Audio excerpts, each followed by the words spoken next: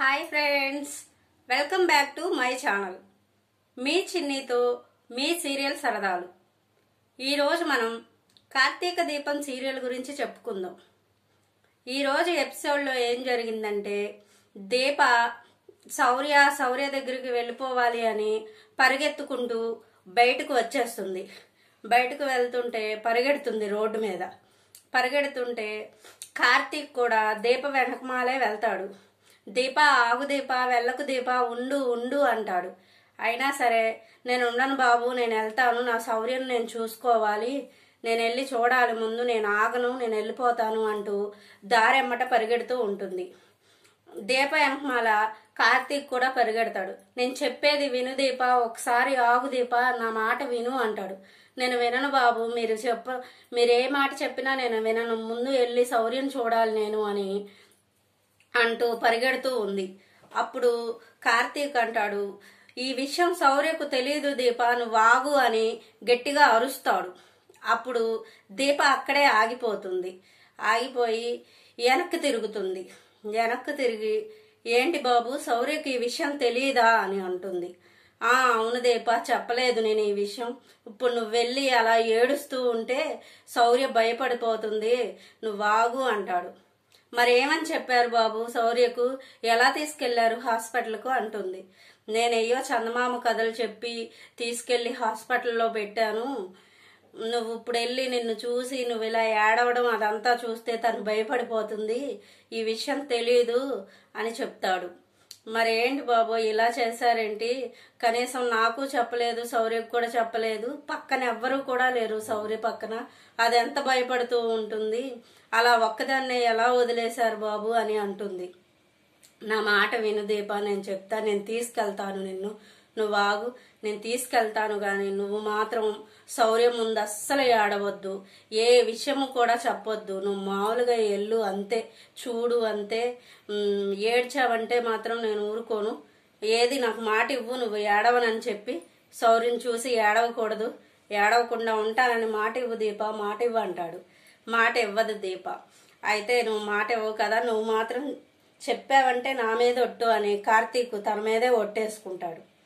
అప్పుడు దీప అంటుంది, ఎలా ఏడవకుండా ఉండాలి బాబు శౌర్యం చూసి, తను చావు బతుకుల్లో ఉందన్న విషయం నాకు తెలిసి కూడా, తెల్లారితే ఆపరేషన్ అన్న సంగతి తెలిసి కూడా నేను దాన్ని చూసి ఏడవకుండా ఉండాలంటే ఎలా ఉండగలను నేను? సరే కళ్ళమ్మట నీళ్లు బయటకు రాకుండా ఉంటాను, నా బాధను బయటకు పడకుండా చూసుకుంటాలే బాబు, పద నన్ను తీసుకెళ్ళు అని దీప అంటుంది. సరే అంటాడు. సరే అని ఆటోను పిలుస్తాడు. ఆటో ఎక్కుతారు. ఇక్కడితో ఈ సీన్ కట్ అవుతుంది. తర్వాత సీన్ ఏమిటంటే, శ్రీమన్నారాయణ ఇంట్లో హాల్లో కూర్చొని పేపర్ చదువుతూ ఉంటాడు. పేపర్ చదువుతూ ఉంటే దశరథ వస్తాడు. దశరథ సుమిత్ర ఇద్దరు వస్తారు. ఇద్దరు వచ్చి, నువ్వు చేసిందేం బాగోలేదు నానా, అసలు ఇంటి ఆడబడుచు మన ఇంటికి వచ్చి కళ్ళమ్మటి నీళ్లు పెట్టుకొని వెళ్ళింది, నువ్వు అలా బాధ పెట్టావు, అవసరం ఎవరిదైనా అయి ఉండొచ్చు, కానీ మన చెల్లి వచ్చింది నాన్న, మన రక్తం మనం గుమ్మం ముందు తొక్కి నాకు ఆపదలో ఉంది అని అడిగింది అని దశరథ అంటాడు. ఏంట్రా ఈ మాటలు నువ్వే అంటున్నావా, నీ అనహమాలు ఎవరైనా అనిపిస్తున్నారా, నాకు ఎదురు చెప్తున్నావు అని శ్రీమన్నారాయణ అంటాడు.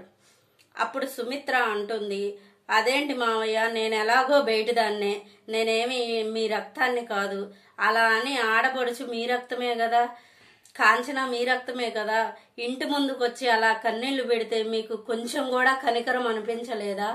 అవసరం ఎవరిదైనా అయి ఉండొచ్చు, దీపే రావాలా, మన ఇంటి ఆడపడుచు వచ్చి నాకు అవసరం ఉంది అని ప్రాధేయపడింది మావయ్య, అయినా సరే మీరు పట్టించుకోలేదు అని వాళ్ళ మామయ్యని అంటూ ఉంటుంది. అప్పుడే జ్యోత్స్న వస్తుంది. జ్యోత్స్న వచ్చి మనసులో అనుకుంటుంది, ఇప్పుడు నేను ఏదో ఒకటి చెప్పాలి తాతయ్యకి, లేదంటే వీళ్ళందరూ తాతయ్య మనసును మార్చేస్తారు, దీప కూతురు నిజంగానే హాస్పిటల్లో ఉంది అని చెబితే తాత కూడా కరిగిపోతాడు అని మనసులో అనుకుంటుంది. నేను ఏదో ఒకటి చెయ్యాలి ఇప్పుడు అని అనుకుంటూ తర్వాత పైకి అంటుంది, తాతయ్య అంతా అబద్ధమే తాతయ్య, శౌర్య బానే ఉంది, నేను ఇప్పుడే దీప దగ్గరికి వెళ్ళొస్తున్నాను అంటాడు అని చెప్తుంది. అప్పుడు దశరథ అంటాడు, నువ్వెందుకు వెళ్ళావు వాళ్ళ ఇంటికి అని అంటాడు. ఏం లేదు, అత్తయ్యను బావ వచ్చి ఇంటికొచ్చి డబ్బులు అడిగారు కదా, ఇదంతా నిజమా అబద్ధమా, దీప వేసిన ప్లానా అని తెలుసుకోవడానికి వెళ్ళాను నేను. అక్కడికి వెళితే దీప బాగానే ఉంది తాతయ్య, చక్కగా చపాతీ పిండి కలుపుకుంటూ ఉంది. ఎక్కడికి వెళ్ళింది శౌర్య అని అడిగితే బావ వాళ్ళ ఫ్రెండ్ వాళ్ళ ఇంటికి వెళ్ళిందంట, అక్కడ పంపించారంట. నాకు దీపే చెప్పింది తాతయ్య. దీప కూడా చక్కగా ఏ దిగులు లేకుండా చపాతీ పిండి కలుపుకుంటూ ఉంటుంది. ఇవన్నీ అబద్ధాలు, ఇదంతా కుట్ర తాతయ్య, దీని వెనకమాల ఏదో ఉంది అని వాళ్ళ తాతయ్య చెప్తుంది.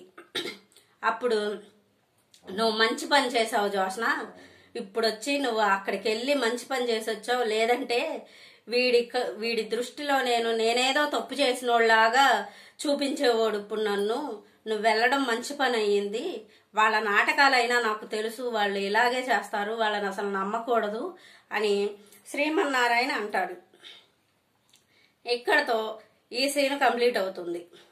తర్వాత సీన్ ఏమిటంటే దీప కార్తీక్ హాస్పిటల్ లోపలికి వెళ్తారు. హాస్పిటల్ లోపలికి వెళ్తూ ఉంటే దీప మాత్రం పరిగెత్తుకుంటూ ఎక్కడుందా, ప్రతి రూము చూసి బాబు ఎక్కడుందా, శౌర్య ఎక్కడుందా, ఈ రూములో ఉందా, ఈ రూములో ఉందా అంటూ వెతుకుతూ ఏడుస్తూ ఉంటుంది.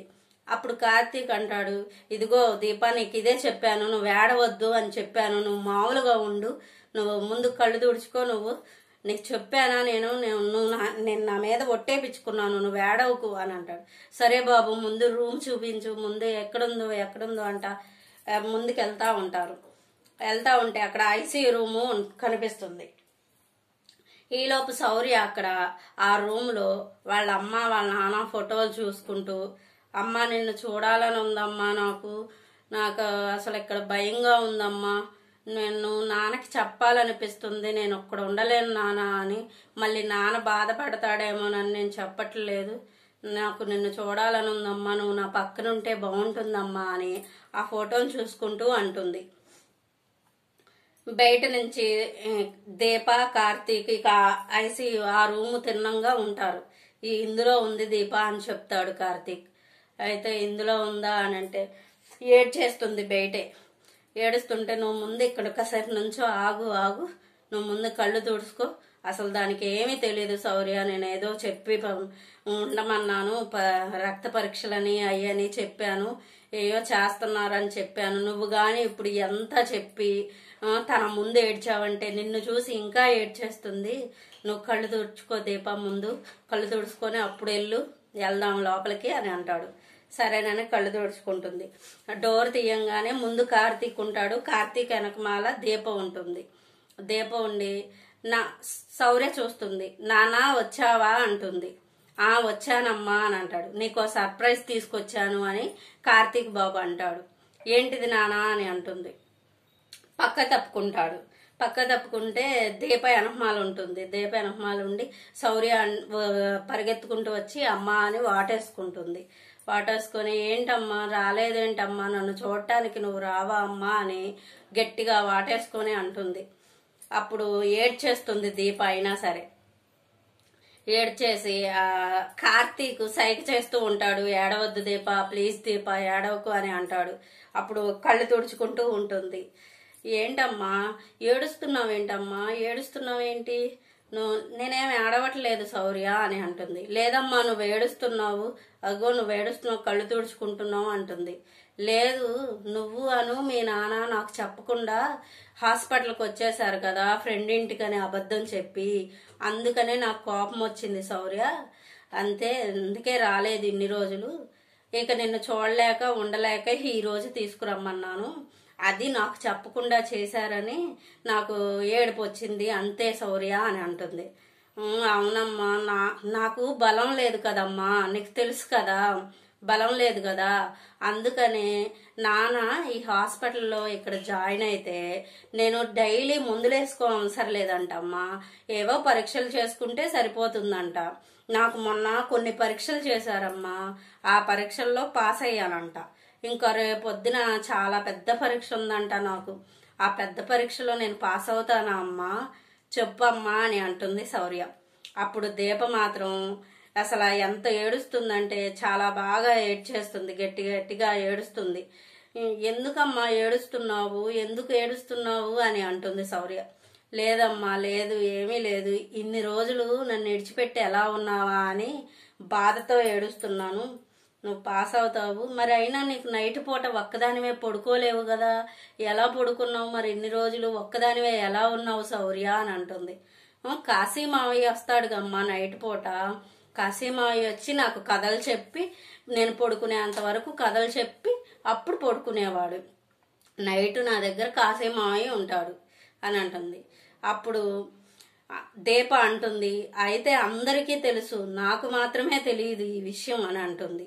అదేంటమ్మా, అదేంటి నీకు తెలియపోవడం ఏంటి అని శౌర్య అంటుంది. అదే, నువ్వు హాస్పిటల్లో ఉన్న సంగతి అందరికీ తెలుసు, నా ఒక్కదానికే తెలియదు, నేను ఒక్కదాన్నే ఫ్రెండ్ ఇంటికాడ ఉంటున్నాను అని అనుకున్నాను అని శౌర్యకు చెప్తుంది. సరే అమ్మా, మరి నాకు ఆపరేషన్ ఉందంట, రేపు నేను పాస్ అవుతానంటే నువ్వు ఖచ్చితంగా పాస్ అవుతావమ్మా, నన్ను నేను పాస్ చేపిస్తాను కదా అని దీప అంటుంది. ఇక్కడితో ఈరోజు ఎపిసోడ్ పూర్తవుతుంది. ఈ ఎపిసోడ్ని మీకు నేను అర్థమయ్యేట్లుగా చెప్పినట్లయితే మా ఛానల్ని లైక్ చేయండి, షేర్ చేయండి, సబ్స్క్రైబ్ చేసుకోండి. అలాగే మీ అభిప్రాయాలను మా కామెంట్స్ రూపంలో పంపించండి.